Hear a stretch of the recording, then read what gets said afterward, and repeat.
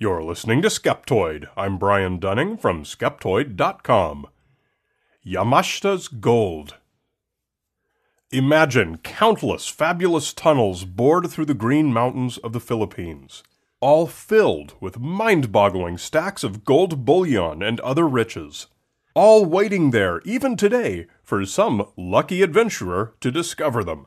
This is the basic theme of the urban legend known today as Yamashita's Gold. The idea is that during Japan's imperialist phase before World War II, they looted every country throughout Asia that they invaded, melted down all that booty into ingots of pure gold, and buried it all in Philippine strongholds to wait out the end of the war. Unfortunately, they lost that war, and lost the Philippines, and thus never recovered the gold. There, some say, it remains today, waiting for someone, possibly you, to find it and walk away. During World War II, the Philippines briefly fell to the Japanese, being finally surrendered in April and May of 1942. They were retaken by the Allied forces over the course of a brutal year, culminating with the Japanese surrender in September 1945. This, according to the urban legend, is the time frame over which the Japanese military, using Filipinos as slave laborers, transported their gold up into the mountains and sealed it all into vast tunnel systems. Many Japanese soldiers and engineers involved in the project were also sealed inside the tunnels in order to keep them from revealing the location. Many versions of the story have long been floating around, but by far the best known and most influential is a series of books by Sterling and Peggy Seagrave. Their 2000 book, The Yamato Dynasty, The Secret History of Japan's Imperial Family, included their story of how Japan went about accumulating this staggering wealth from all the Asian nations they looted via a secret initiative called Operation Golden Lily. That book was followed in 2003 with Gold Warriors, America's Secret Recovery of Yamashita's Gold, which told how the Americans got a hold of some or all of it, and, added to a similar gold treasure taken from the Nazis, formed a secret fund called the Black Eagle Trust Fund, and have been using it ever since as a black fund to fight communism. While the Seagraves wrote from a historical and geopolitical perspective, conventional treasure hunters had also been in on the game. In 1993, treasure hunter Charles McDougald published Asian Loot, Unearthing the Secrets of Marcos, Yamashita, and the Gold. It detailed the work he had done in the Philippines as part of a team led by Nevada treasure hunter Robert H. Curtis. Curtis had raised funding for his treasure hunt by claiming that Philippine dictator Ferdinand Marcos himself had personally invited him to recover the gold based on his unique expertise. His team went and searched and dug, but never found anything. They began holding press conferences to try and raise more money, in which they claimed to have found tunnels stacked to the ceiling with gold bars, but hadn't thought to take any pictures or bring back any evidence. And these claims sufficiently irked the government to the point that his team was expelled from the country in 1975. Curtis then used another old miner's trick to attract funding to go back and continue the hunt. He claimed his team's expulsion was the result of being just inches away from a fabulous treasure room worth billions that Marcos wanted for himself. After Marcos was deposed in 1986, Curtis and McDougald lobbied the new government of Corazon Aquino that allowing them to find the gold would be a great way to pay off the Philippines' debt. They received permission and resumed digging, attributing their failure to rediscover the fabulous treasure room to booby traps. After they began damaging historical landmarks, public and political pressure kicked them out of the country yet again. The oddest chapter in this urban legend is often cited as legitimate proof that the United States recognizes the treasure to be real. It came in 1988, right after Curtis and McDougald's headlines renewed the public's interest in the treasure. A Filipino man named Rogelio Rojas filed a lawsuit against Ferdinand and Imelda Marcos, then exiled in Hawaii, suing them for the value of the treasure. Rojas claimed that some 25 years earlier, using a map given to him by the son of a Japanese soldier, he and a team of friends discovered a cave filled with gold, including a golden Buddha, plus the skeletons of soldiers and engineers who had been sealed inside. Rojas claimed they tried to sell the Buddha to finance removal of the treasure, and this attracted the attention of Marcos. Marcos had them tortured until they gave up the location of the treasure, whereupon he took it all, thus becoming fabulously wealthy. No explanation was offered as to why the map's original owner simply gave it away. Although Rojas presented no evidence whatsoever other than personal testimony from many of his associates, all of whom had banded together as the Golden Buddha Corporation, which existed only to pursue this lawsuit, they somehow managed to win the case and were awarded over $40 billion. The award was later substantially reduced, and nothing was ever collected. I was not able to track down any good information explaining why the judge upheld the Golden Buddha Corporation's claim against Marcos. But it certainly wouldn't be the first time a court of law made a ruling that was not in harmony with true science or the true history of a case. And yet, from the claims of the Seagraves to those of Curtis and McDougall, to those of Rojas and his team of lawyers, and the stories of all the other countless seekers of the treasure over the decades, not one single speck of gold has been found, nor any piece of corroborating evidence of any kind. Operation Golden Lily and the Black Eagle Trust Fund are absent from all the world's historical texts that I searched, save those written in support of this particular mythology.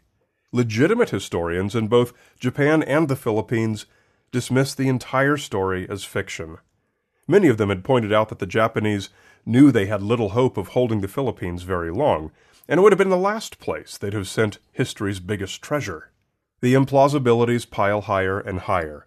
Silliest of all is an old story promoted by a History Channel TV series called The Lost Gold of World War II, which asserts that the Japanese carved symbols on rock faces leading to the locations of all the treasure tunnels, in plain view for the general public to see.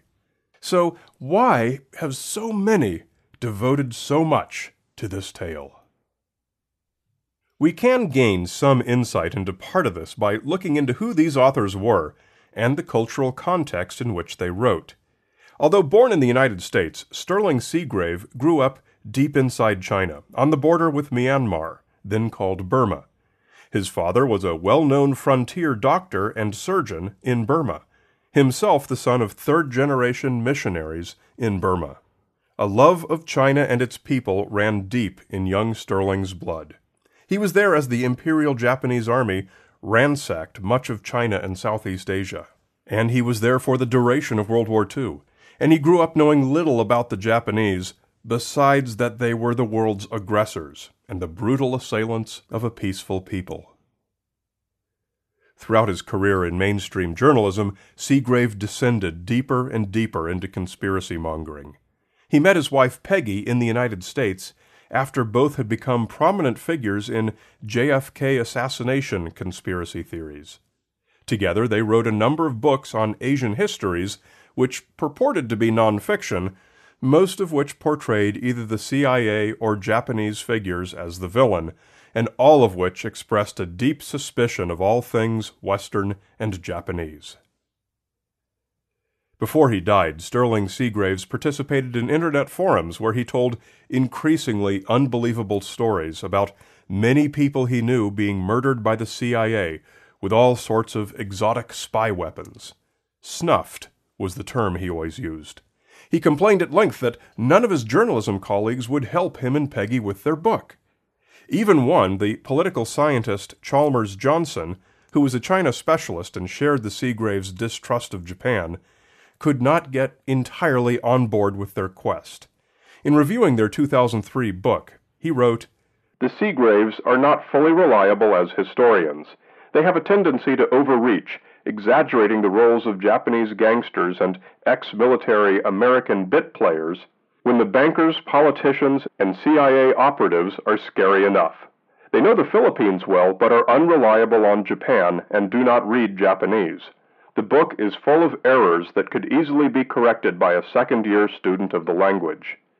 Another author, David Gillen, felt compelled to devote an entire book to debunking the Seagraves version of history. In his 1986 book, Falsifying China's History, about Sterling's earlier work, he wrote, "The book is so biased, so unreliable, so riddled with errors, and so utterly lacking in historical perspective that much of it could be classified as fiction rather than as a work of history." Given the lack of any findings, and the shaky nature of the most prominent support for there being any truth to the legend of Yamashita's gold, we can summarize a few points about the Yamashita's gold story. Number 1. Regarding Operation Golden Lily. Although evidence fails to show such a program existed with that name, the basic idea makes sense.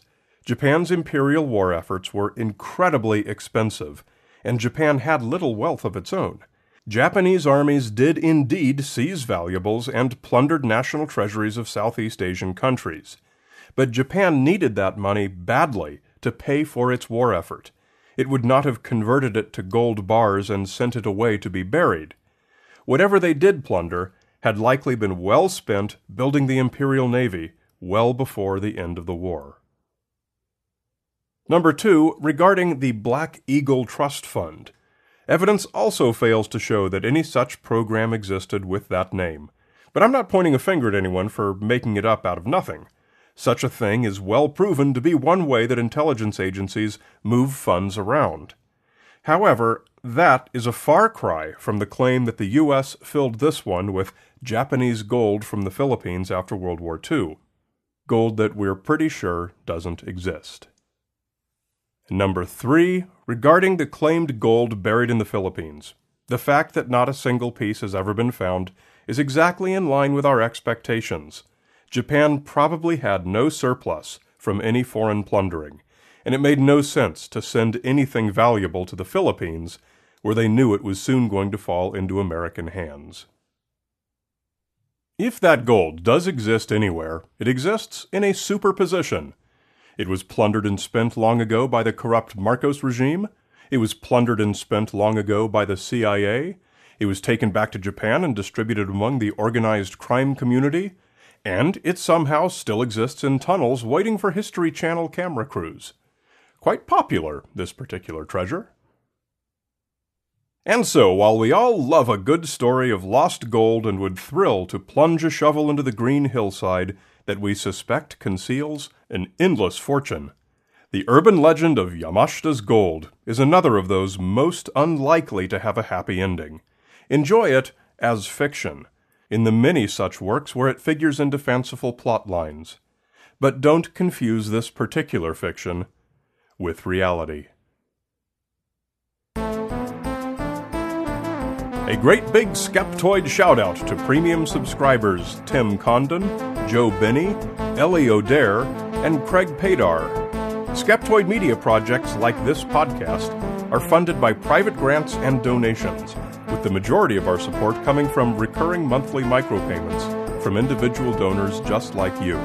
Get your Skeptoid USB drive preloaded with all the content we've ever produced as our thank you for supporting us.